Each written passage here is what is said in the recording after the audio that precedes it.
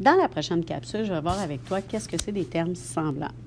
Des termes semblables, en tant que tel, deux termes ou plusieurs termes sont semblables s'ils sont composés des mêmes variables affectées des mêmes exposants ou si chacun d'eux est un terme constant. Dans les prochains exemples, on va justifier pourquoi les termes sont semblables ou non. Si on regarde le premier exemple, on dit que le 4b et moins 5b sont semblables. Mais pourquoi? Parce que les deux ont les mêmes variables.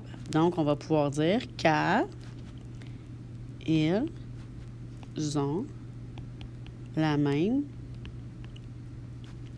variable.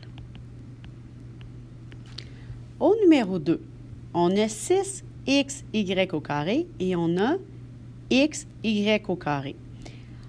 Dans les deux cas, les variables sont les mêmes. On a le x et le y. Donc, on n'a pas à se casser la tête. Par contre, il faut aller vérifier s'ils sont affectés. Donc, ça veut dire s'ils ont le même exposant. Si je regarde le x, bien, les deux n'ont pas d'exposant. Mais s'il n'y en a pas, c'est comme sous-entendu que c'est un petit 1. Donc, ça veut dire que les deux x sont exposants 1. Et les deux y sont exposants 2. Donc, ils ont les mêmes variables. Ils sont affectés des mêmes exposants. Si j'avais 4y au carré x, bien, je pourrais me poser la question, est-ce que ce terme-là est semblable aux deux autres? Bien oui, parce que le x est exposant 1 et le y est exposant 2. L'ordre n'a pas d'importance.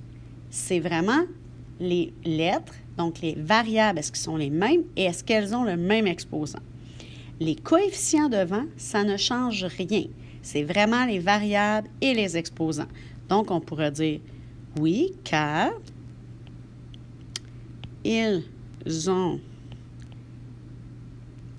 les mêmes variables affectées des mêmes exposants. Et si toi, là, tu es dans un examen, là, puis tu n'es pas sûr, puis tu te dis, hey, moi, de me rappeler le mot affecté, si tu me disais car ils ont les mêmes variables et chaque variable a le même exposant, ça serait bon.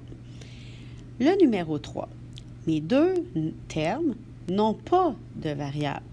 Donc, ils sont semblables parce que c'est des termes constants. Donc, oui, car ils sont des termes constants.